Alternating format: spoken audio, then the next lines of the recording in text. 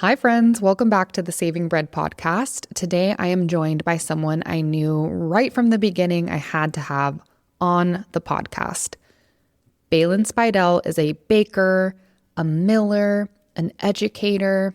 She's a former touring musician, and she's just an endlessly curious person.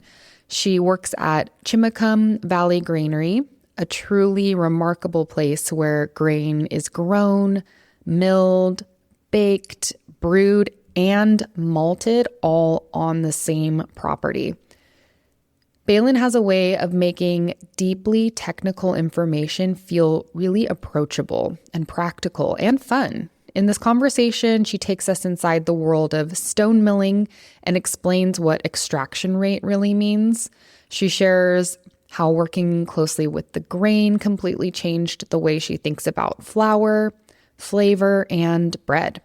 We also get practical. Baylin explains how bakers can begin incorporating locally grown and stone milled flour without feeling like they have to change everything all at once. So we talk about choosing flour blends, increasing hydration, shortening mixing times, and using an autolyse and a bassinage, adjusting fermentation, and learning to pay attention to what the dough is asking for. If those terms are unfamiliar to you, go ahead and dial it back to Lessons episode 4, and we will cover some of those terms so that you don't feel left out during this conversation. But I will say I also define them during this interview. But anyway, more than anything, this is a conversation about curiosity, connection, and giving yourself permission to experiment. Baylin reminds us that you do not have to begin with 100% whole grain to make a meaningful difference. You can begin with 5%, 10%, and just take notes, stay curious, and keep going. This conversation is it's generous, it's educational, it's funny, and full of the kind of practical wisdom that makes you want to walk straight into your bakery and just start mixing. So let's just get right into it. I'm Allie White, and this is Saving Bread.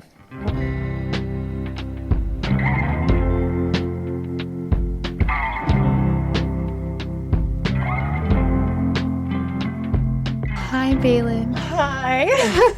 I love your hat. I love your vibe. I love your bangs. Ben's Bread's third-year anniversary today. I just happened to put this on. Perfect timing. Yeah, at the grain gathering, I was on a panel with Ben. Great. Yeah, I was like, oh, I should bring that hat out again, and was talking with another one of his bakers, and he was like, it happens to be our birthday today. It's great timing. So, yeah. Amazing. Yeah, well, it's good to see you. It's good to see you too. I had a little bit of FOMO for the grain gathering. I have been there for sure. Yeah. Yeah, you were sorely missed. That's very kind of you to say. I really missed everybody. I saw so many wonderful faces and all the pictures, all of my favorite people, and I was sad. But I really wanted to make it happen, but I just couldn't. I couldn't do it. But I will definitely be at the next one. Tell me more about it. So were you in Mark's trailer for part of it? Tell us about it. A lot more than I thought I would be. I kind of hooked my buggy to his star a little bit. And, he came up first off and helped us out with our rack masters because I am a production baker and my time is full with production and don't have a whole lot of time for regular maintenance, which I should. I know it's naughty. But he came up and really gave our rack masters a facelift for us before. Mark is the best. Oh my God. Just such a wild human being that has more energy than I had in my teenage years or early 20s. Just remarkable. I tell him this all the time that he has more hours in the day than the rest of us. I am convinced. Well, because he only sleeps for 2 or 3 hours. That could be it. That could be it. For sure. He is a wonderful human, so knowledgeable, so kind and generous. He's really one of the good ones. So tell us a little bit about what you did in the trailer and the baking with all the things. So originally his plan was to head out to the grain gathering in his completely solar powered like box truck, and then he has a trailer that has a panarchy mill in it. And the box truck itself is like fully equipped bakery. So it has, I think the capacity of the mixer he has in there is 10K or Okay. 20K. Oh, it's a big difference, but you can set it on a counter. And then he's got a Rackmaster in there, the Rackmaster 24. He's got a small New American in there for milling flour. He's got a bench set up, and it was a beautiful thing to see. It really brought me back to like my touring days as a musician, because you would always have your whole setup just right there in your van or whatever, like your camping setup, and then you'd pull a drawer out from under your bed and there'd be like all of your clothes and whatever. Yeah, it was really cool to see it all like in one concentrated space. He drove out there, he parked the truck in the wheat fields. So we were between like barley and spelt or something. I could be wrong about that. And he just hooked it all up. It's completely solar powered. I think he's got like a battery bank of all these crazy batteries to run everything. And it was just going to be, I think, him and Thomas from Fernhorn Bakery out on Vashon Island, and Maurizio doing like focaccia and a country sourdough. And then it was like, he was telling me about this masa he had from California, and I was like, oh, let's make masa baguettes. He was like, great, come on out to the truck. And he's just so, like you said, generous and welcoming and beautiful, that he just welcomed me out and then enfolded me in and was like, all right, we're going out to the truck now, and you got to fold this and you got to shape that. And I was like, yeah, and I'll mix the baguettes at some point. And Yeah. we did it, and it was awesome. A great team. It's a really cool team. Yeah, it was really fun. What was your favorite part about the gathering? What are you taking with you? Yeah, I feel like the connections that you make in those spaces are just so invaluable, because I think, and I was talking to Blair at Elmore Mountain Bakery, who her husband is Andrew, who makes the New Americans, and she's such a gem, man. She also does most of her bakes fairly solo, or she has like a supportive baker. And I think that when we're going through our days as solo bakers in our spaces, we don't realize how disconnected we feel from everything. You know, we're like up before everybody else. And I think there's a lot of peace and meditation in that too, and a lot of medicine. And when you go to these places, you get to meet other people who do the same thing. And you say, oh, I see you. Me too. You know? I'm an extreme introvert, but I do feel very like my cup is full when I connect with other people who care about the same things that I do. But I get stressed out when I have to make small talk with people I don't know very well. I find that a lot of bakers are somewhat introverted. And like you said, they find themselves and they get into a deep meditation when they're practicing their craft, because it's like full body, full heart, full soul. But human connection is so important. It's a very important part of the equation. So I think that these gatherings are so beautiful, because it allows all of us who are typically spending time alone or just with a small handful of people to get out, be out in the sun, be out in the sunlight, connect, share ideas, share formulas, share food. Experiences. Yeah. Mistakes, all of it. And everyone with a common goal. Yeah. Yeah, I mean, and that's really beautiful. I've never been to one, although it is on my bucket list. But I kind of like think it's how like a Comic-Con would feel if you're like a super nerd and like going to these things. I will go to Comic-Con with you. Hell yeah. And I will go hard, because I played a lot of D&D growing up.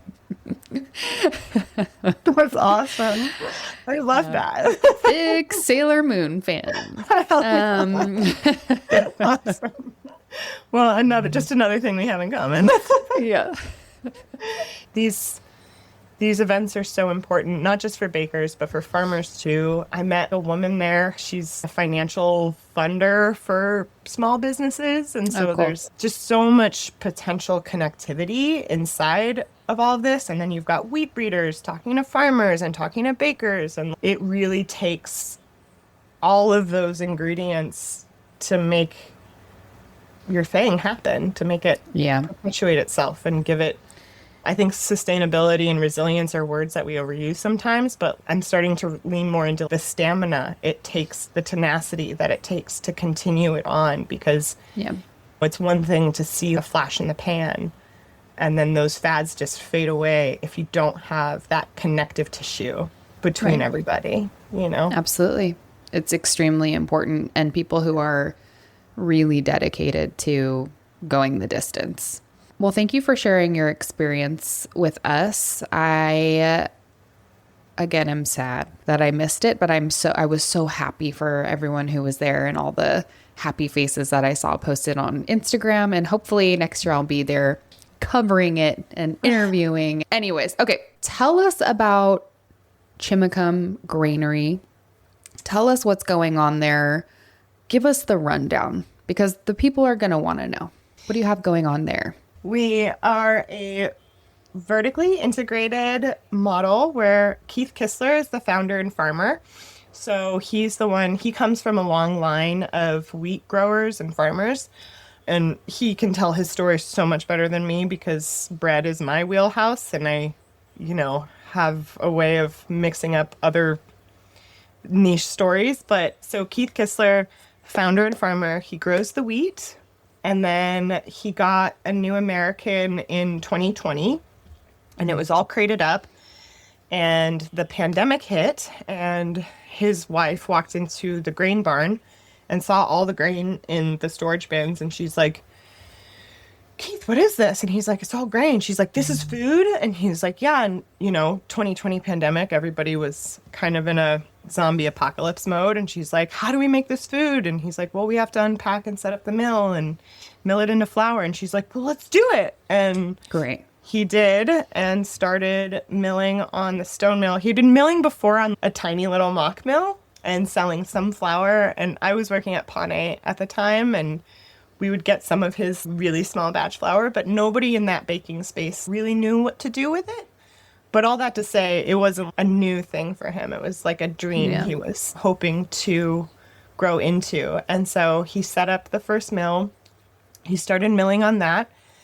The bakery I was in at the time started regularly buying flour from him. And then I was in a space where I was ready to leave the bakery and go do something new, do something else. And I went to Keith and asked him if he had a miller position open, and he said he did. And so I got hired in 21.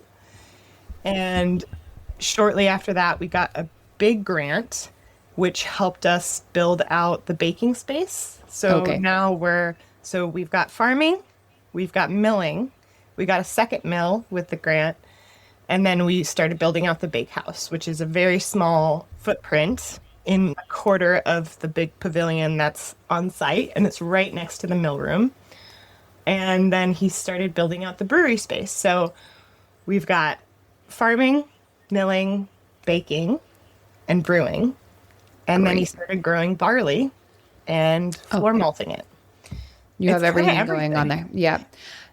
That's incredible. What grains are you growing right now?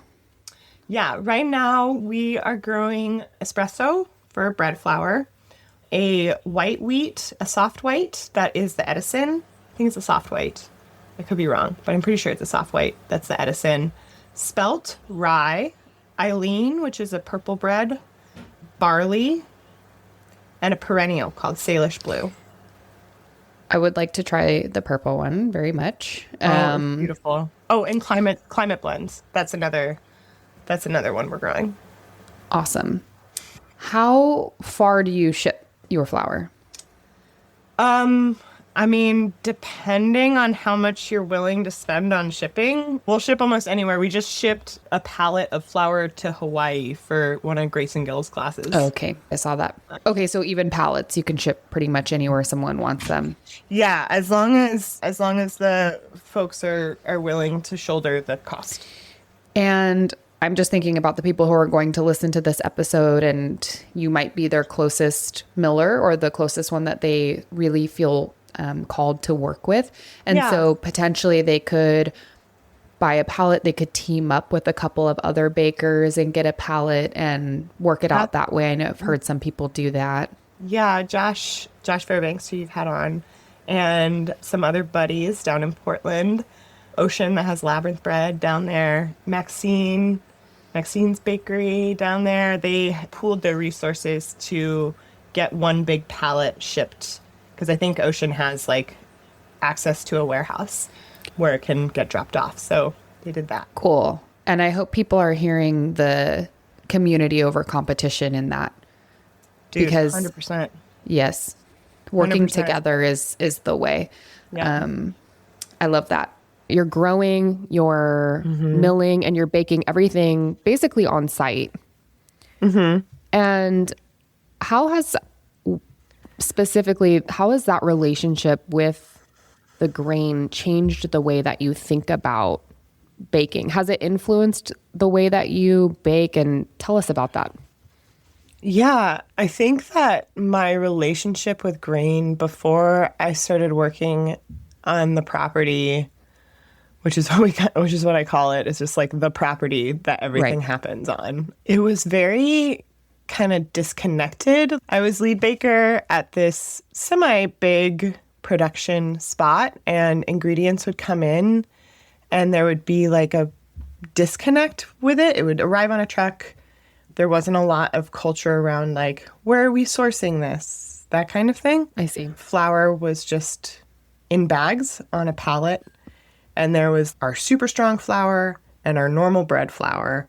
And there wasn't much more around that. And all of the importance was set into things like inclusions, like olives or chocolate or things like that. But it was never your staple ingredients. So flour wasn't really like a movable needle in my head. I was like, you get what you get. And it's up to us to turn that into something good. And so when Keith started bringing in all these different varietals, and I'd had a taste of the varietals back in 2018, we were buying from a farm called Nash's that was across the water from us, and they also grew grain. And I got a bag of triticale in 2018, and they were like, here's some weird grain. And at the time I was like, I don't even know what that means. Right. Great. I'll throw it in this like white sourdough mix and see what happens. And then I'll add some flax seeds and stuff. But it definitely kind of started to plant the seed of what's an ingredient question. And so when Keith came in with the Eileen, that's a purple bread flour, that just blew my mind. I was like, wait, flours can have different colors and they can have complexities and what are these little specks? And mixed up a batch, and it was just like some of the best bread I'd ever made. Just like flavor and composite and crust and how dark it got. I was like very lustful of the dark bake. Right. So it's just working with all of these varieties has, I guess, like changed my perspective and built in a respect for the craft as a whole. Absolutely. You know? What I feel like I hear you saying is what I consider sort of the evolution of the whole grain baker, where I think many of us started with white flour and relying on inclusions for flavor. And the flour was kind of just the vessel for the delivery of the inclusions. And then when you discover how delicious flour can be and all of the different flavors and textures that different varieties bring, you start to rely less on the inclusions and you allow the wheat to speak for itself. Yeah, it's turning something that used to just be a vehicle into the whole party, you know, showing up. It's like something that was just like a canvas now matters. And I love that. Like, I love being able to kind of like dip into this world of, it's not just about the like fair trade chocolate that's going into this thing. It's about the flour that got mixed with the butter that the chocolate is sitting on. you know, You're so right. yeah. And the reason well, first of all, thank you so much for agreeing to have this conversation with me, because when I met you at West Coast Bread Fest, I thought to myself, this girl, she is just a fountain of knowledge. No, in a positive way. You're so cool. You've got such an easy vibe about you. As soon as I met you, I was like, I would love to hang out with this person. I want to pick her brain. You just have such a cool girl vibe, and you're so kind and generous. And so I can't thank you enough for agreeing to chit chat with me about this. But in addition to that, one to know one. Oh, you're so sweet. Additionally, I think when I started the Saving Bread podcast, I felt there was a little bit of a gap of correct information kind of floating around. And I think there is a deep desire for bakers to use more locally sourced whole grain flour, support their local millers, support local farmers, but they genuinely don't know how. It's not that they don't want to. It's just they might try, and what they create doesn't come out the way that they want it to. So they just continue to rely on white flour because, for lack of better terms, it is a bit easier to use white flour. It's the devil you know, right? It's like, it's so much easier to just stick with the thing that you've been doing. Right. And especially as bakers, we're like, I don't know how many folks that listen are professional production bakers, but I could assume a good handful. And sometimes in my experience of working on production lines that are, expanded, you don't have a whole lot of time for play. You're kind of like, okay, I'm gonna piecemeal this dough off, and then I'm gonna play with this shape, this other kind of inclusion here. But when you're thinking about creating a mix, it's a really big deal to make that decision, to make a whole new mix of bread as a production baker. You're like, it's a lot of time. And if you don't know if it's going to work, you're taking a big risk on the floor. Where to start? I would, Well, let's dial it back. Tell us what happens when a grain goes through a stone mill. What is physically happening to that wheat berry, and how is that different from roller milled? Let's say someone's using whole wheat, but it's roller milled. How are those two things different? Yeah. So a stone mill versus a roller mill. So I'm not very versed on how roller mills work, but I can tell you how the stone mill works, and I could surmise the difference. So when you're feeding in your grain into the hopper being just this big pyramid sitting on top, and the point is an upside down pyramid sitting on top of the stones, coming to a point at an opening in the middle of the stones, and you've got this auger, pigtail moving. Your grain is being moved at a certain rate. We've got a way to change how fast the grain goes in or how slow.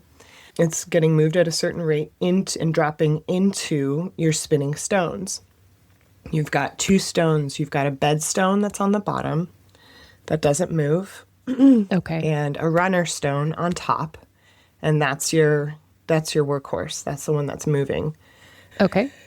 And when the grain drops down and you start to close, it fills the space between the two stones, and then you start to close the stones together so they get tighter.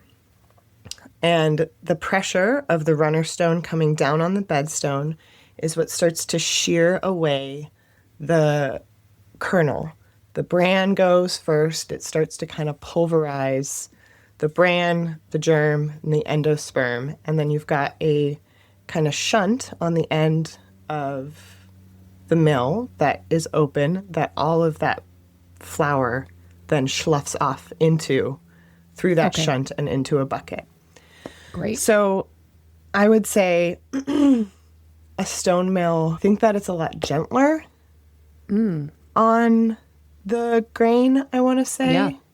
Yeah, You're I not could see going that. to, because I feel like a roller mill is like, roller mills are vertical and it goes through this series of, for lack of a better word, rollers Pins. that just Yeah, kind of pins like and rollers. smash it and Yep. smash it in different particle sizes, you know, going down and going down and going down, continuously kind of disrupting the makeup of the flour and pushing it together and smashing it together until you've got this super fine sheen, like white powder, you know, and that's Right. like your like ultra sifted, you know, anything Yes. bigger than these particle sizes are getting schleifed off into little buckets off to the Right. side that you can then be That's- like, oh, look, I have this Yes. germ.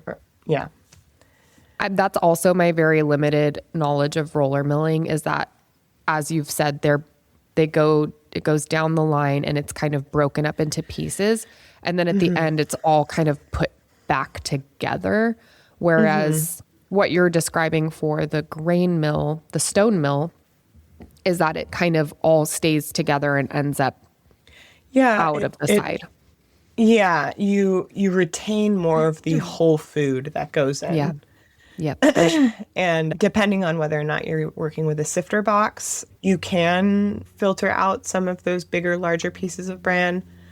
I've heard on your I've done my research and I've heard a few things on your podcast that I'm very excited to talk about. Please.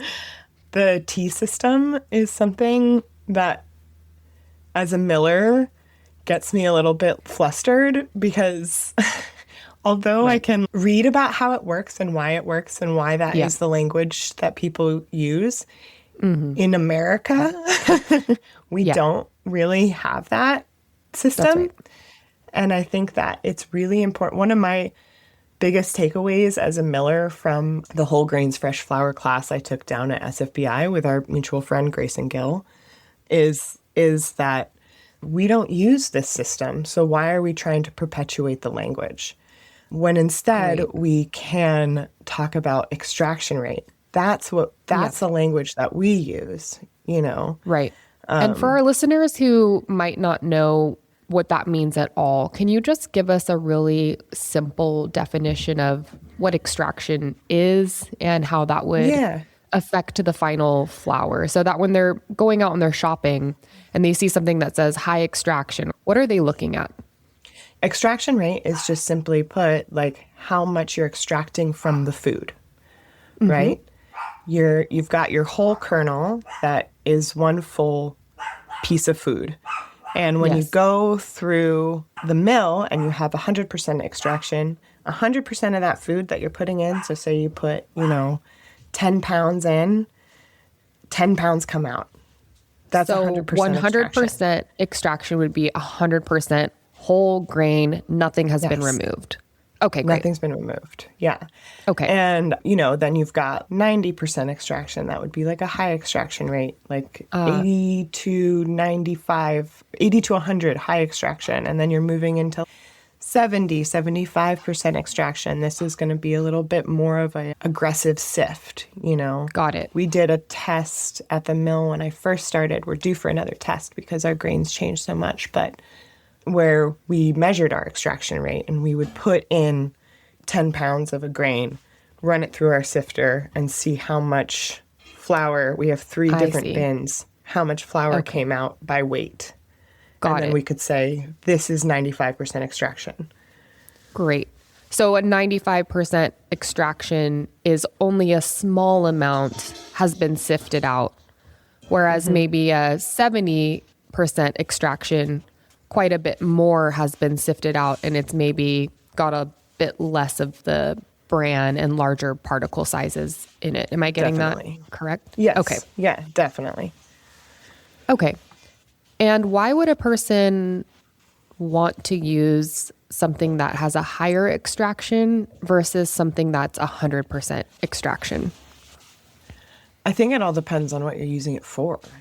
When I first started baking with the granary, I was walking into territory I'd never walked into before, not just about whole grain, because we didn't do that much whole grain at the bakery I was working at before. But like fresh flour, different environment, wood fire, all of these Oh my things. gosh, I didn't even think of that, Baylin. Yeah, there were just like so many variables Yeah. that I was like, Right. excuse me?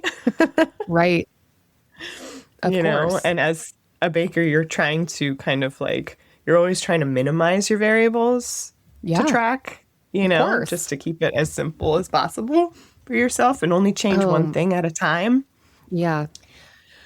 But walking in there, I was like, okay, we're changing so many things right away. We have to get a handle on this, and you have to kind of start with what you know. So my head immediately went to, I'm going to sift it. I'm sifting it. I'm sifting it with what we have, which is still going to be high extraction. And I'm going to lean back on my experience of 20%, 100% extracted, you know, 20% whole, Yeah. whole, and 80% sifted. Yep. And I'm going to see how that feels. How does Okay. that work? You know, kind of going for not just something that was familiar to me, but we also need to sell this, or we want to sell Right. this to people. And so I wanted something that was familiar to everybody else. Right. I think a lot of people, even still, are trapped in the understanding of whole wheat or whole foods. We're trapped in the Moosewood cookbook of it all, of very crunchy granola, cardboard, like, oh, that's whole wheat bread. That's not Yes. going to be very enticing for me. So yeah, I wanted to make it first and foremost something that I was familiar with so I could learn and evolve.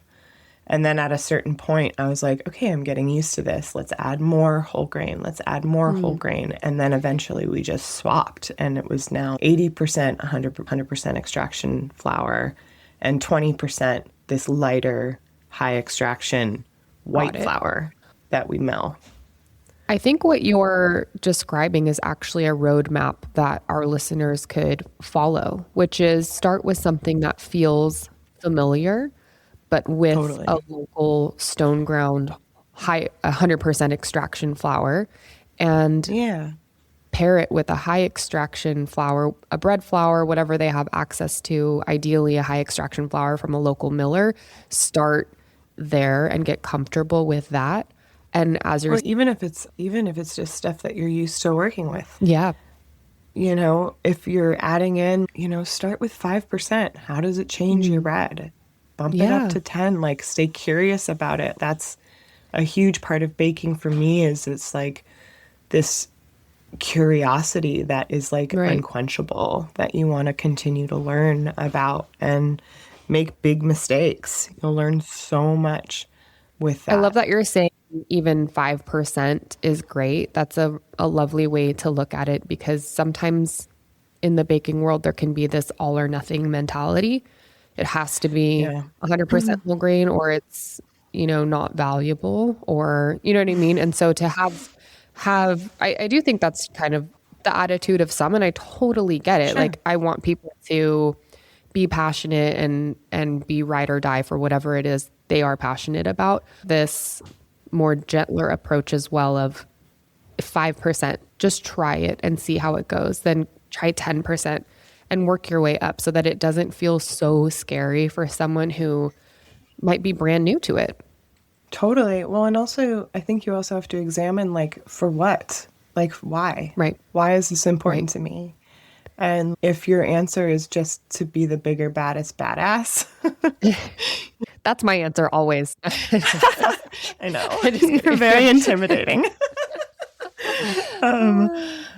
Yeah, it's like, well, maybe we need to like kind of get there. Like, you need to take these stepping Right. stones to get there. And I think that there's Yeah. also like I used to be a musician, and in any world of expertise that you're kind of orbiting around, there's always going to be purists, and there's always going to Yeah. be people who say this is the only way, and they're always going to be, you know, it is only my way, and if you don't do this, you're doing it wrong. And don't let anybody tell you you're doing anything wrong. Like, as long as you're Yeah. trying, that is right. Aw, Like, Baylin, so that's the sweet. point.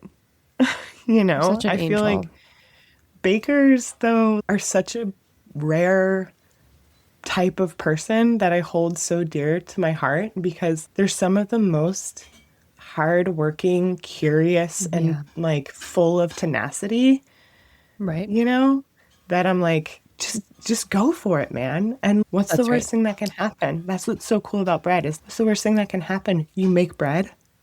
Yes, it is a low risk, high reward Totally. situation, as I've said in the past, and I will continue to say. There is really nothing bad that will happen to you if you make a crappy loaf of bread, other than you will learn a lesson, which is still valuable.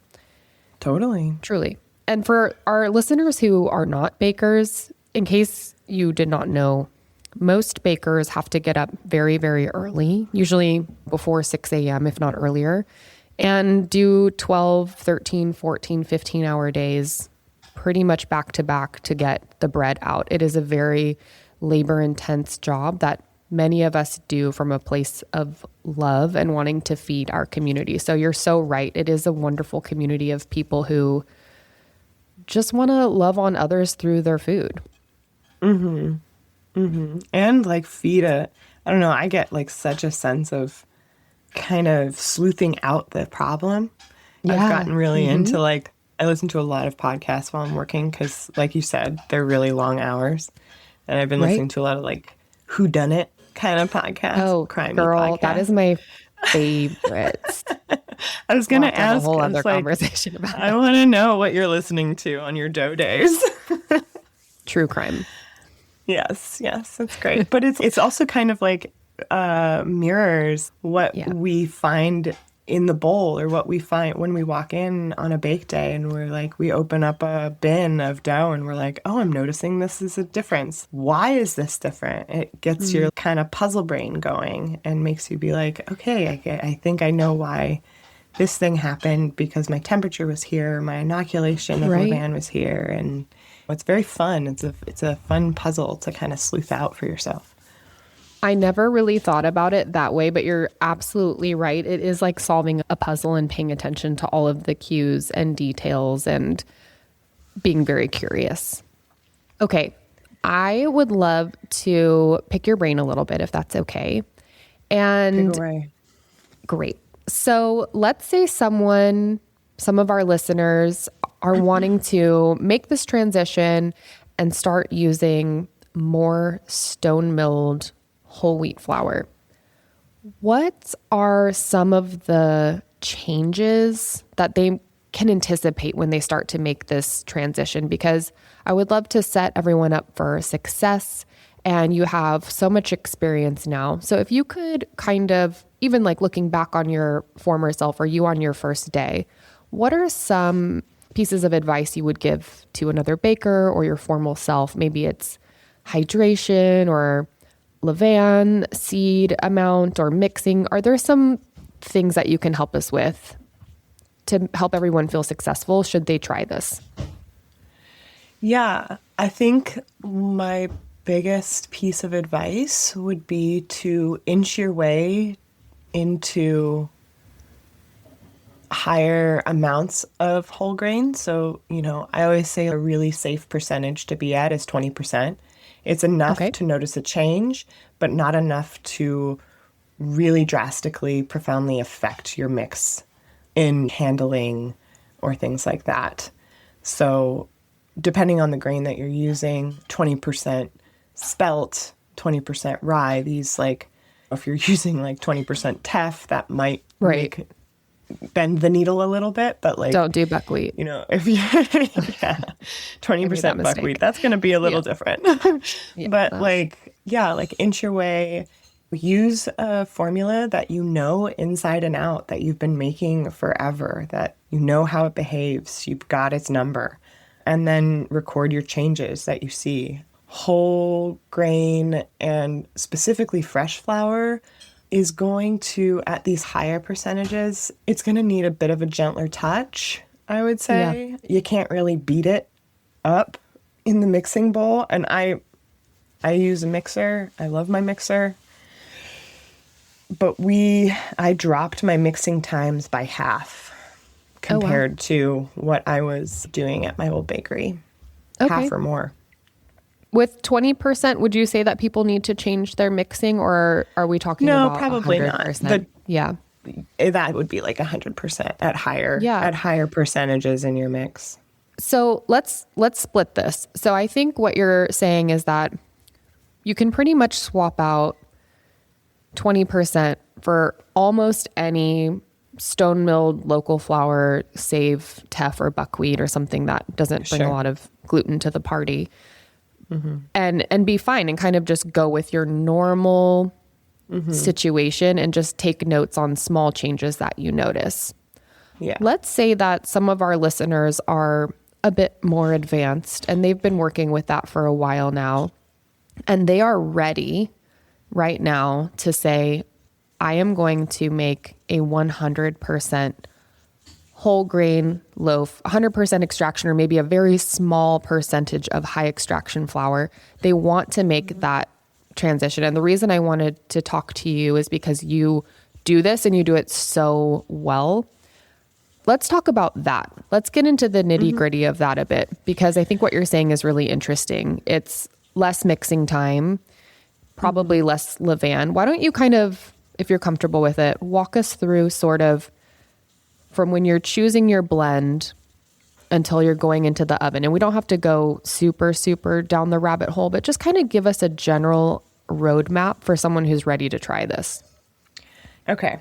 So picking out your flour blend, what I like to start with is a very strong bread flour, and that can be a fresh grain, whole grain. We have a hard red that we love to use. It's called EXP. I think a lot of other millers mill it too. I like to have a strong, and I like to have a high performer, and I like to have a low performer.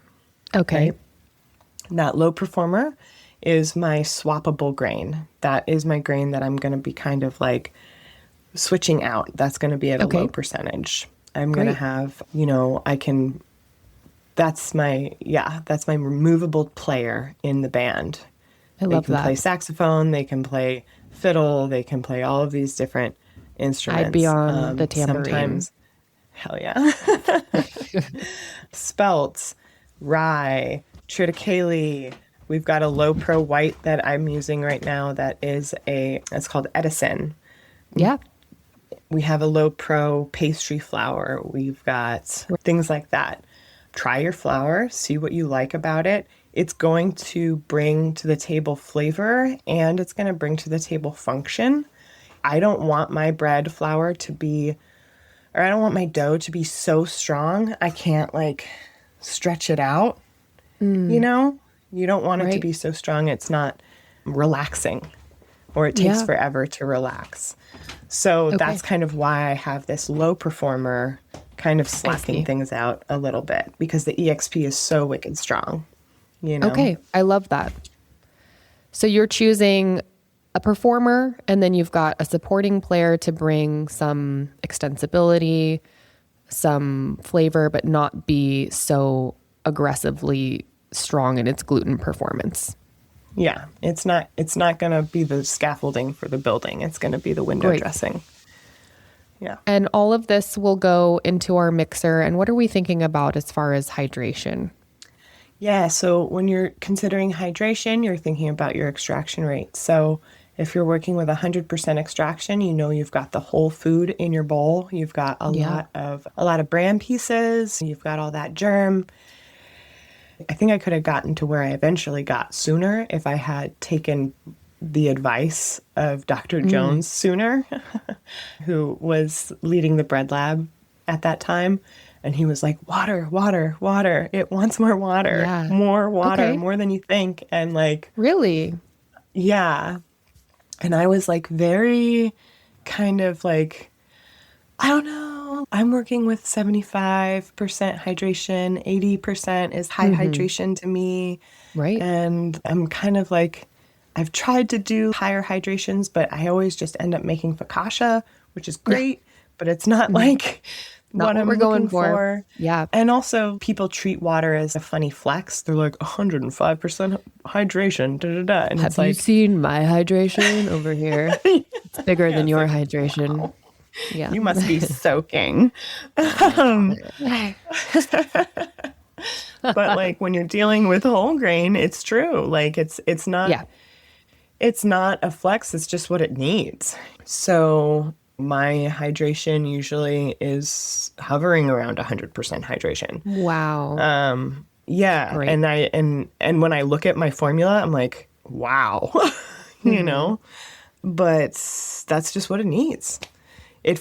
It feels like an 85, but on paper, Sure. it's 100. That's You an important know? distinction, right? You want it to Yeah, feel a certain way, and the hydration is kind of irrelevant. It's more about getting the dough totally. to behave the way that you want it to with the right amount of water. So you're saying maybe push the hydration a little bit. And are you Push the using hydration a little any, bit.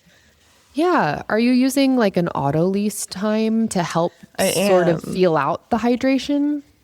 Totally. So I usually start my auto lease. Well, my auto lease times really kind of shift and differ depending on my schedule at the bakery. So I tell my bakers, do your best to give it at least a 20-minute to half-hour auto lease. If Yep. you can manage an hour, that's even better. But we got to Okay. get things moving through the Yeah. bowl. So, like, we have a little bit of breath. I'm also a very lackadaisical baker. I'm kind of like, yeah, it's fine to sit there for a little bit longer. Or like, Sure. I'm sure it'll be fine if we shape it right now, you know? Hmm. So we do auto lease, and then the first hydro is usually around 85%. Hmm. And then we've got an additional 10% in a Yeah. bossonage. And Yeah. then, of course, the water and the levain Great. is contributing there. And I kind of wanted to say this too, is Yeah. thinking about hydration and water's role in the bowl. Water, we're told that water is like the go button. As soon as you add Mm. water to your flour, this is like all of the things that could be woken up are awaking because Yeah. they're getting life water, you know? Right. But Hmm. more than just the go button, I think of water as lubrication for movement. Okay. So when we have a really loose dough, I tend to notice, especially with the whole grain that we make, things kind of accelerate kind Yeah. of quickly. You know, when Yes. we've got a really tight dry dough, things kind of take a little bit longer. Sure. It's an So, interesting point. And thank you for saying that because this episode is coming out shortly after the Lessons 2 episode where we talk about how hydration can increase activity through what you're sure. describing as lubrication or just the ability for things to move more freely because they have Yeah. sort of a, for lack of They better have less terms, a friction. literal waterway. Yeah, exactly. Yeah, yeah, yeah. It's like just adding oil to the machine. Right. Great. And Baylin, for our levain, does someone need to maybe use a little bit less if they're working with 100% extraction flours or high extraction flours? Yeah, I mean, I think the levain percent I'd never really changed that much, but what I think Okay. I realized is that I was using less in my conventional white flour breads Okay. than most people. Oh, But interesting. yeah, so like doing like 10% pre-fermented Got it. and still So let's kind of pause real moving along. fast. I haven't defined that to our Oh, listeners sorry. yet. What Baylin said, no, that's great. Thank you for bringing it up. What Baylin said was 10% pre-fermented flour. So that's just the flour in the levain, right? And that doesn't include the water. So she's not saying that the levain is 10%. It's that the amount of pre-fermented flour is 10%. So depending on how much water is in the levain, the percentage may go up or down. But what you're saying is 10% of the total flour, right? Yeah, in the levain. Yeah. Great. Yeah. Thank you. And, you know, levain percent, I use levain kind of like what you talked about in your last episode. I use my levain percentage as a kind of gas pedal a Yeah. lot. in terms of my schedule, in terms Yeah. of the weather, you know, Of course. in terms of flour, like what flour I'm using or what the harvest is kind Great. of turning out to be. So all of the things that you talked about in that episode, temperature, water, levain percentage, all of these things are exactly what I'm constantly kind of keeping all those three balls in the air, you know, Oh, being thank like, God. how do we want to do this? Yeah. Yeah. Spot on. Spot Yes. on. Oh, phew. I love that.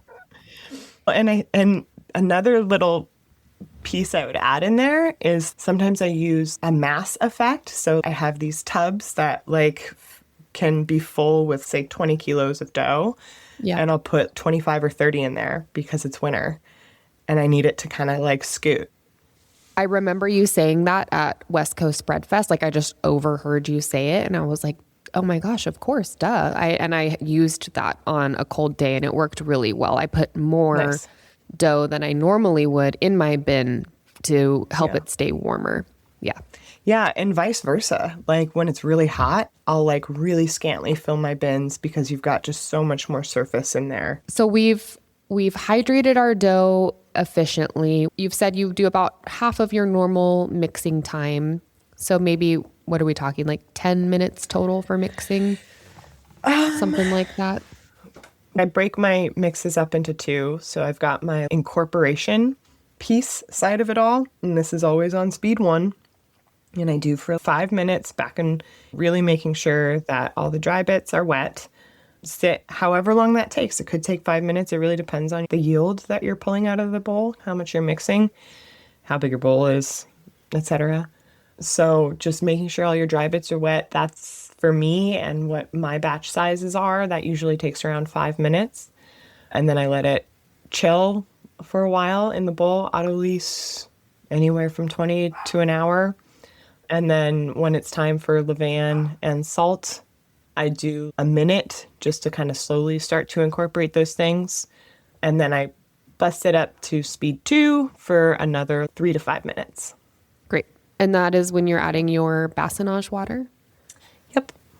Great. So a bassinage water, for our listeners who might not know that term, although I think I will have defined it before this episode drops, but it's a second round of water that goes into the dough during its final mix, and it's added very slowly to increase the hydration a little bit further after that first round of water has been absorbed. You get to really see the gluten start to exercise and stretch and fold back on itself. And that's that lubrication piece of it all, because you're starting really stiff. You're getting a really, really tight, strong bond in that like rubber band ball. And then you're letting it whip around and start to rehydrate and relax. And that's where your like low pro really starts to come up and be like, okay, we're going to relax everybody a little bit. And then you come out of your mixer and you, like you said, you can put a little bit of dough in the bins. You can put a little bit more depending on the time of year. And I'm assuming maybe 1 or 2 stretch and folds if needed. How are you? If needed. Sometimes you don't even need it. I mean, like, I'm starting to move into the realm of let the mixer do the work. You have a mixer, use it.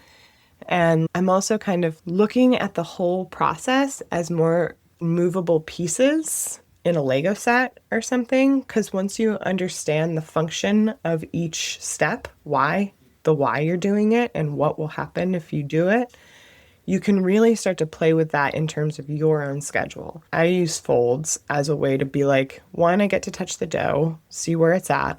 And 2, I get to kind of almost reset where it's at so that it gives me another like hour or so to be able to do these cookies or clean up my whatever or start my fire or whatever.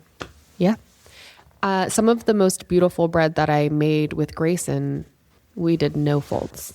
And I, like you, I'm a petite woman and I have to preserve my energy because otherwise my wrists start to bother me when I'm, we're making hundreds of loaves. It's not just 2 on the counter. Like these movements add up. So being able to utilize your mixer and not have to have that extra labor or wear and tear on the body is kind of crucial.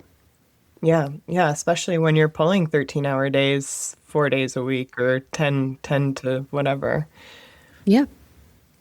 Being a weightlifter is pretty awesome though.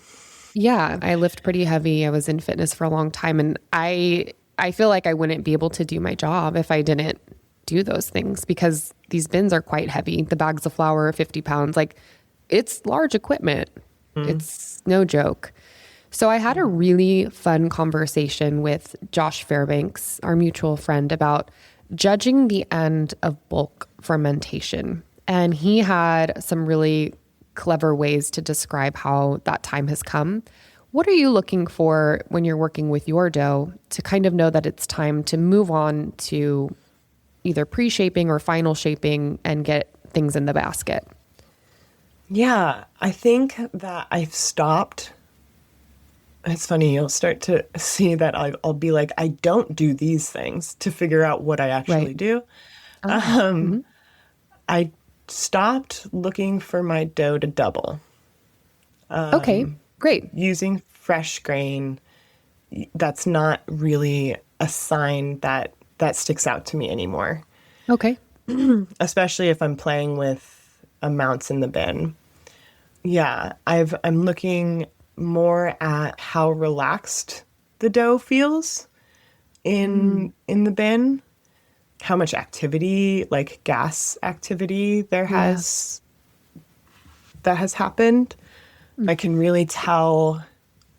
I don't just like, because the sides of the dough are going to always feel more ready than the center. If you're trying to heat up your dough in bulk and you put it by the oven, that's going to get affected first. So I kind of like make sure that I'm testing the middle, because the middle can feel like really tight and cold. How it also comes out of the bin when I've assessed, okay, I think I can start to shape this. But I think it's more important to me, it's more important not to pinpoint one moment of this is my one moment to dump it and shape it, that it's important to understand as bakers, we have to be flexible within this range, right? We've got like early and we've got too late.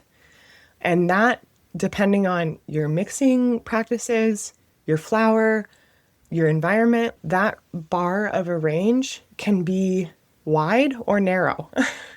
For whole grain, I find it being a little bit more narrow, but it's still a range.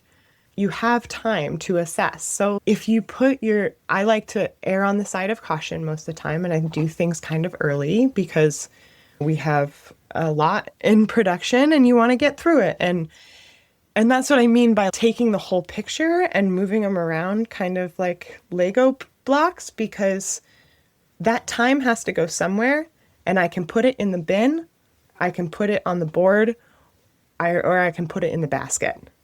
And that was actually going to be my next question to you, Baylin, was using the basket for me is kind of an essential piece of the puzzle, because it's just me and my two little hands.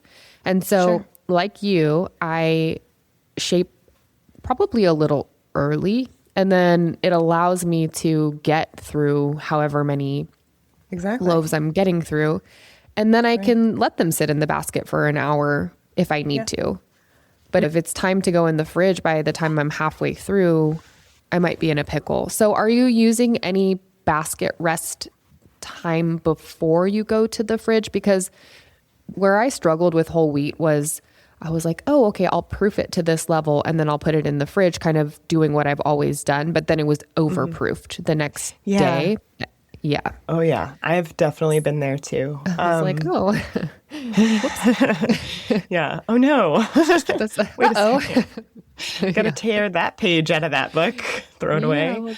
I do basket rest, and my decision on how long or like when, if to do that really is me clocking how long did it take me to shape all of this. Has the top board been sitting for an hour? Is it ready to go in? And a lot of times I'll mitigate that by loading my racks. I don't know if you do trolleys or speed racks or not, but I'll load my racks from the bottom to the top instead of from the top to the bottom, just so that you've got a little bit more time. And the first ones that you shaped, I still am hitting a dough temperature of like between like 78 and 82 for My bread, it used to be a lot colder, and I was noticing that I was severely underproofing my bread. And I was like, why is it drying out? All of these things.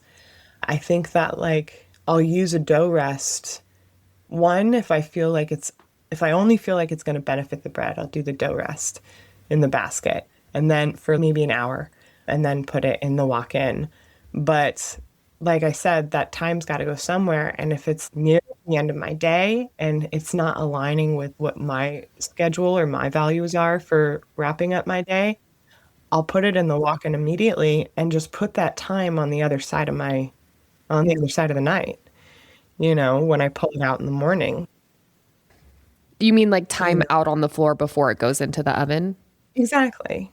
Yeah. Yeah. That's great.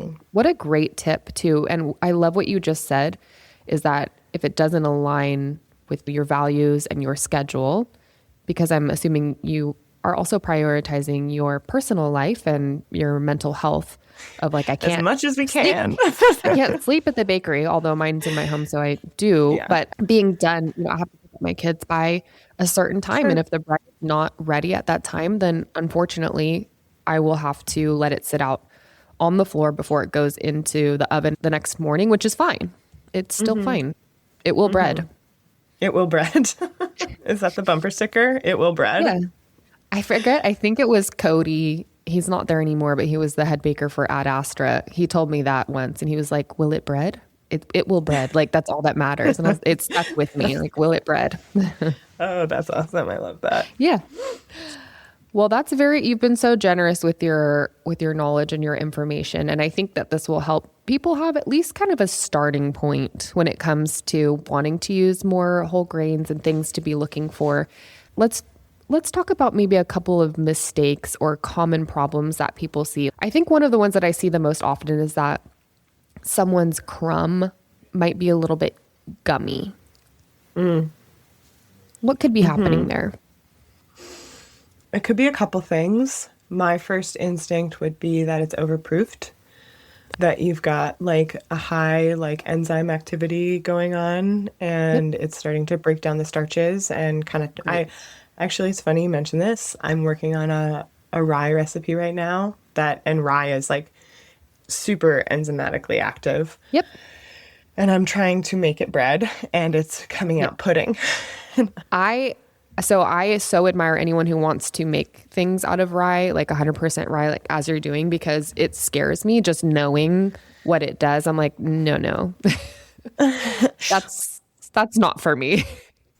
What I'm noticing is it requires a lot of attention. And that's why I said before, I feel like a very lackadaisical baker at times because I've just gotten to know my breads and my products so intimately that I'm like, it's fine. It can be in the oven another 10 minutes. That's what I loved so much about when I met you in person, is I just felt that very chill energy of just like, everything's going to be fine. It's all going to work out no matter what. And I was like, like I can just, it's going to be fine. She's right. I can chill out. It was just such a good vibe. Such a good vibe. Oh my God. I love that.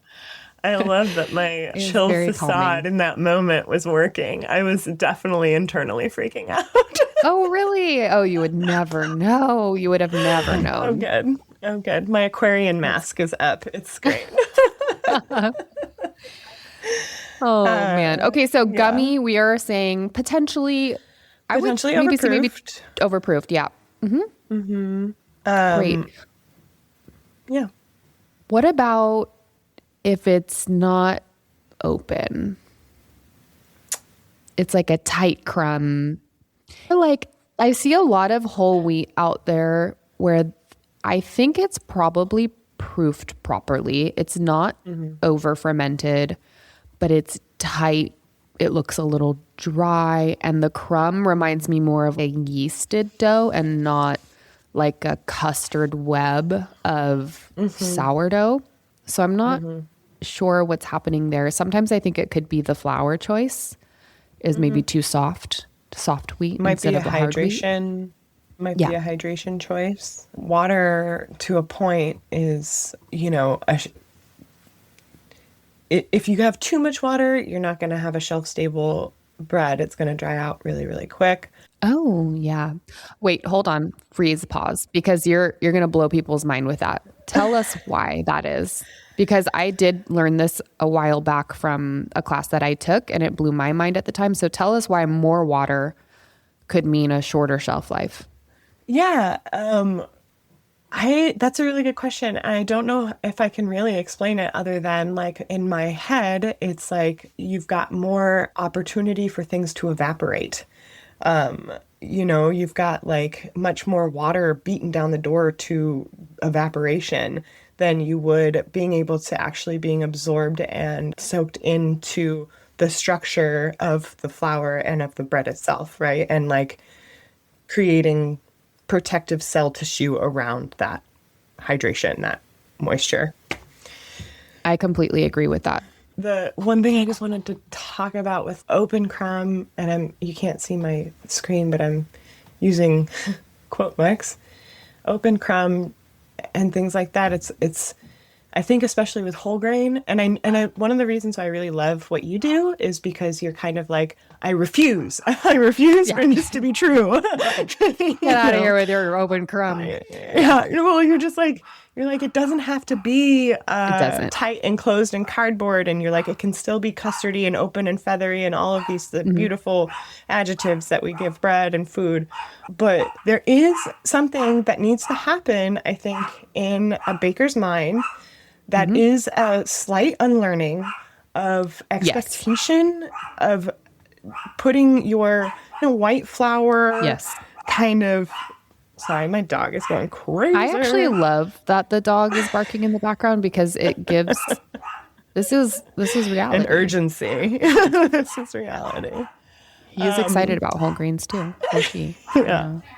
You've got this white flour loaf that is spider webby, and it shows visually this crazy movement that's happened in the proof, and it's beautiful and Instagrammable and like all of these things. And I think that like when people, one of the most discouraging factors that we have, I think personally as human beings, is the comparison thing that happens. Why doesn't my bread look like that? I see this bread on Instagram. Why doesn't my bread look like that?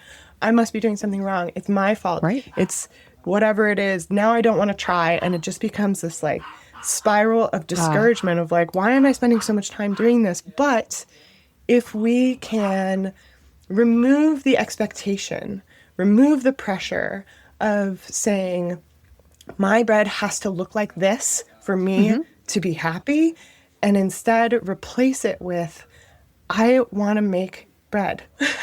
Right. That's my bread. Is it comparison is the thief of joy? Yeah, totally. Is that the saying? Yeah. I think that's the saying. Yeah, and then there's part of me, I talked about this at West Coast Bread Fest way more than I really wanted to during my class, but there's part of me that is like, hell yeah, we need platforms to stay connected and share and cheer each other on. And also there is something to be said for healthy competition of saying, they did that, I can do that too. But when it starts to kind of roll into this like purist sort of general statement, broad stroke, like world, you no longer feel like you're able to show up to that party. And I think the point of bakers, or the thing that I love about bakers, is that we are all invited to the party of bread. Yeah, I agree completely. And we get to share our experiences, and you give 30 bakers the same formula, you're going to get 30 different loaves. That is so cool. And it really isn't a competition. No. It's community over competition, and we can all help each other and rise up and be better bakers and learn from one another. And it doesn't need to feel like if I can't do it that way, then I just shouldn't do it at all. But I think you're right. I think that people chase a tartine crumb with 100% extraction flour. And when they don't get that, they're very disappointed. They're very hard on themselves, when really that isn't meant to do that thing. The circumstances are very different from yours. They're working with different equipment. They're working with different flours. They're working with different people, bakers, all of these things. What a bakery is able to create in a commercial bakery kitchen is going to be so different from what you're able to create at home. I would also argue many of these open crumb loaves are underproofed, but that's a different conversation for a different day. Yeah. Well. But another thing that Grayson said to me, which helped me kind of release the expectations of my whole grain loaves, was that I don't need to do a single score and have it be like an ear. Just score it differently so that in your brain, you're like, this is different. And it's not meant to be this other thing. It is something else. Do a double score, do some, cross-sectional scores, do whatever you need to do to tell yourself and everyone else, this is not a quote unquote tartine loaf. And I love tartine. Don't get me wrong. Sure. Of course. No shade. No shade. No shade at all. If anything, they've saved bread in America, in my opinion, but, it can be different and it should be. I think also just to add to that, like on the scoring of it all, that a lot of times I walk in for my bake and I've got my bread and it's nicely proofed and all these things. We have a wood oven and we have a cabinet oven, right? Okay. And our cabinet oven's, what is that? Rackmaster 2020 or whatever? Yeah. Mm-hmm. Yeah. That's right. Do you have one too? Campbell. I have two. Nice. Yeah. So we bought both of those ovens as like kind of a insurance while we figured out how to wood fire bake so that we could create product, put it out, and also try to be wood fired bakers. Spoiler alert, you kind of have to commit the whole bake one day. You can't just oscillate between the two. But one thing I'll do in my early morning of the day, first thing, my bread is ready to go. I'll load up a cab oven's worth of bread because I know that it is going to be the perfect environment to pull out a loaf. The temperature is going to be consistent. It's going to get a really great steam, these things, so that I can see what my bread is ideal environment. So then I can take that information and bring it to the wood oven and say, okay, so this is a little bit cooler or this is a little bit hotter, and how do I need to kind of adjust my day to get what do I need to change to be the ideal baker for the circumstances ahead of me, right? So another thing that I'll use in that kind of like test sacrifice of bread is my scores. I'm not ever like chasing an ear, but instead using scores as a way to understand, what does the bread need? Will it accept a single score? Will it accept a double score? Will it accept a diamond or a double diamond or these things? And you try these different things out, and then you're like, this is the one that is perfect for this mix. Now all of the bread will be scored that way. So it's another tool. I think people could do that even if they were only using, let's say, a Rackmaster or a Simply or whatever they have at home, or Rothko. They could use their first round in the oven to have a few sacrificial loaves. Yeah. See how it responds to the scoring and the heat. Maybe the heat needs to go up, maybe it needs to go down. And then just bake all of the subsequent rounds according to that information. Yeah, exactly. It's just another tool to use in the conversation with your bread. That's great, Baylin. I want to ask you, because I feel like I've been taking so much of your time, because selfishly I'm like, tell me everything. Let's go on to the rapid wood fire questions just for funsies. And then we'll have our closeout questions. And I have just kind of one thing that I want to touch on before the end too. So these ones are just for fun. What is your favorite grain right now that you're working with? Roasted spelt. Ooh. Wait, tell me more. It's something, of course, got out of Grayson's playbook. One thing I love is to figure out different ways to manipulate ingredients that I have on hand to make them fundamentally different and bring variety into the bakery without having to, order another thing from, producer B or whatever. So roasted whole spelt, low and slow, as everything should be, in an oven, spread out real thin on a sheet pan until it hits this like super nutty, aromatic, beautiful golden brown, and pop it in. I have it in a brioche mix at a very low percentage. It's 5%, but it really, really comes through. It does not hide. Yeah. Okay. Second question. What is one bread tool that you cannot live without? Like, what's got to be there? Yeah, that's a good one. My hands. My hands. Because you can pretty much do it all. Be there. I mean, I think that like also I mean, an extension of that would be my bench knife. I can't live without my bench knife. I mean, I can, but it just makes my life so much easier, and eventually just kind of like feels like it becomes a part of you, like a samurai sword or something like that. You're right. Ooh, I love that. Okay, are you a sweet or a savory girl? I like to keep a balance of sugar and salt in my body at all times.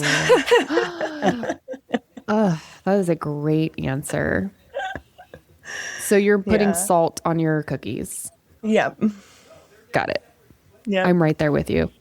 Great. And my last quickie question, what is your favorite thing to put on a good slice of bread? Since we're not maybe necessarily putting things in it, we're letting the grain do the work. What are some things you just love to put on top of your bread? Just butter. Yeah. Butter or like a high quality fat, whatever that means to you. Like whether it's olive oil or coconut oil, you know, I think especially when you're working with fresh flour and whole grains and these different flour blends, like I don't want to cover that flavor up with too anything much. Else. Yeah. On bake day, I will slice up some bread. All of the bread that I make, if I can keep one of each for myself, I try to. And I'll slice some of it up and I'll get some olive oil and some balsamic, and then I crush a bunch of salt and put it in there. And then I just eat. Nice. Yeah. And it's such a good moment. But you're right. It's like the fat, right? Getting the fat to kind of have it. Yeah. And it's that supporting flavor for it, like just lifts up other flavors, you know? Yeah. Yeah. Okay. So let's begin to close this out. This is called the Saving Bread podcast, and you're doing incredible work to make that happen. What does saving bread mean to you, and how can bakers support the local green economy? And what does that look like? Does it look like more flexibility in what we're using, educating ourselves on how to use these things? Like, how can we all step up to continue this movement? Connectivity. I think a big piece of all of this has to be connectivity and education for sure. But I think what happens a lot of times is people don't really know where to start in terms of who to call for who's a miller, what's a mill, who's a flour, this type of thing, and finding other bakers who are connected to millers or millers who are connected to other bakers, and then just starting the conversation, staying curious. One thing that I love about passionate people is they love to talk about their passion, right? Yeah. That's what makes it so fun and infectious, because you get to watch people just go to town on what they love to do. So like enjoy that conversation with them, participate in a shared passion, and all these different doors will open to you. Calling up a local farm, or calling your flour miller or the distributor. Where do you get your flour? Can you give me that farm's number or that miller's number? Or email, connect. Start to have those people in your Rolodex. Not to date me. No, I love what you're saying, because I don't know about our age, but sometimes it can be a little bit intimidating. And sometimes I think it's just easier to hide behind like a screen and not really have those human interactions. And I think COVID had a lot to do with that as well. But I think what you're describing is building more connections, ideally in person. right? Finding those people who are close to you, connecting in person with other bakers, going and potentially seeing the farm and the miller and really understanding and having those conversations in person to help this movement continue on. Absolutely. And staying transparent with yourself and with your community. Like, that's huge. Like, when people come and visit us, I'm like, this is awesome because it makes us feel more transparent. We can say, yeah, this is the space. There's cobwebs up there. I'm trying to knock them down every day. Like, that kind of thing. And Right. it just starts to create that network webbing of support. And then when you need that support, you can call on it because you have that community in your back pocket and you're a part of that for them. And there, you will need it. You will. Oh, 100%. Because there's been times when I need salt or my oven goes out, and you're going to need those people in those moments. Absolutely. Yeah. I really hope that I can make it up to one of your classes soon. I would have loved to be able to go to the one that you have coming up. I'm going to be out of town that week, so unfortunately I won't be able to, but that is my goal. By end of next year, I will come up there. We can bake together. We can do all of the things. That'd be so great. You were generous, so generous to bring me a bag of flour from Chimacum, and I made tortillas with it. Nice. And it was just lovely to work with. It was so beautiful. And normally I have to kind of back off the amount of whole wheat that I use in my tortillas because they can become a little bit too tight. But this flour, it just worked beautifully. I think I almost used like 80% of it. And then the rest was high extraction flour, and they were gorgeous. And my kids just gobbled them up. So thank you again for sharing that with me because we really enjoyed your flour. How can our listeners support you near and far? Where can listeners find you, buy your flour, come to your classes? Tell us some of the things that you all have going on over there and how we can, as a community, support you and engage in that. Yeah, I mean, I think one of the things I love about our community is like word of mouth, just spread the word. Yeah. We are Chimacum Valley Grainery, and we have a website, chimacumvalleygrain.com. And there you can find a whole list of our workshops that are coming up. We've got beer stuff. We've got all of the flour varieties. You can order online. We'll ship it out to you. We've also got a tab that I put on there that's apply for a stage. You can come out. I love having folks out. Oh, great. And we can hang out and just bake and talk bread. And I want to do that, actually. All of that. You can find us on Instagram and our website. And then you can find me at The Dusted Stone on Instagram. And I just started a Substack for the first time. Oh, great. Awesome. So we'll see. I don't have anything on there yet. I literally started it last night because I was like, I've got writings that I want to put up on there. But anyway. That's so exciting. And if, for our listeners who haven't seen Baylin's Instagram, The Dusted Stone, her bread it's just beautiful. And I love how you do these little cuts where you have the loaf and then you cut into it and you sort of smell it and then you reveal the crumb. And it's always just so lovely. And every time you post that, I'm like, oh man, I wish I could smell that bread. You make it look so enticing. And it's just like the way that you reveal it every time I'm like, oh, what's it gonna be like?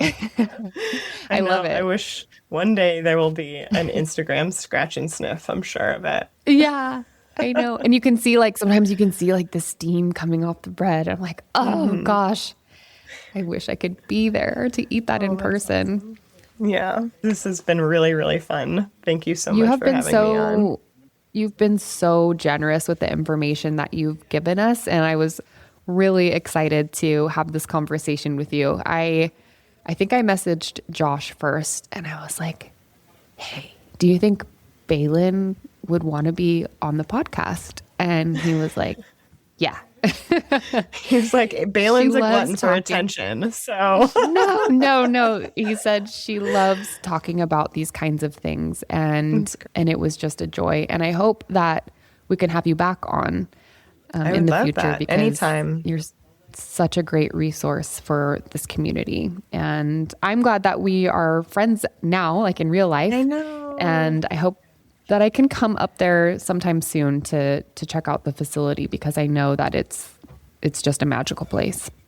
Yeah, I mean, we would love to have you anytime. I also want to go down to your space and hang out with you while you're baking and your kids are running around like crazy. I'm so in awe that like parents can have careers and children, right? And I'm like, and podcasts and lift weights and all these things. I'm like, oh my gosh, you're Baylin, when I was superhuman. interviewing Alex last week, I'll probably cut this out, but I literally was holding the door with one hand in my daughter's closet and like banging for them to be quiet.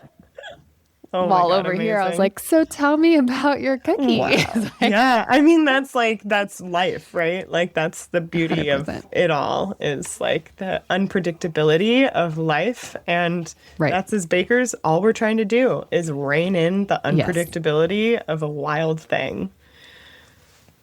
100%. Oh my gosh. Okay. Well, I have kept you so long. Thank you so much. I'm going to end the recording for us and then we'll chat for a few more seconds. Sure. Baylin, thank you again for joining me on the podcast and sharing your knowledge and your experience and your incredible energy with all of us. I just love the way that you speak about baking and staying curious and playing detective and just learning as you go. It's so true for all of us. We're all just learning as we go. Just a friendly reminder, Baylin works with Chimacum Valley Grainery in Chimacum, Washington, on the beautiful Olympic Peninsula. The granary is a truly special place that I cannot wait to visit one day. Listeners can support their work by visiting chimacumgrain.com. There you can explore their stone-milled flour varieties, order flour online for shipping, and also learn about upcoming workshops and just find more ways to connect with the granary. You can also follow Chimacum Valley Grainery on Instagram at Chimacum Grain, and also follow Baylin at The Dusted Stone to see her beautiful bread and continue learning from her work. So again, thank you for listening. A note to our listeners, if you can give us a little 5-star review on Spotify or Apple Podcasts, or just follow the podcast, it really, really helps us out as we continue to grow. If you feel called to share our podcast on your Instagram stories or share it with a couple of your baker friends, again, it really, really helps out the podcast. So thank you, Baylin. Thank you to the listeners. And that's it for today. Thank you for listening to the Saving Bread podcast. Music by Joshua from Dope. I'm Allie White, and as always, happy baking and long live real bread.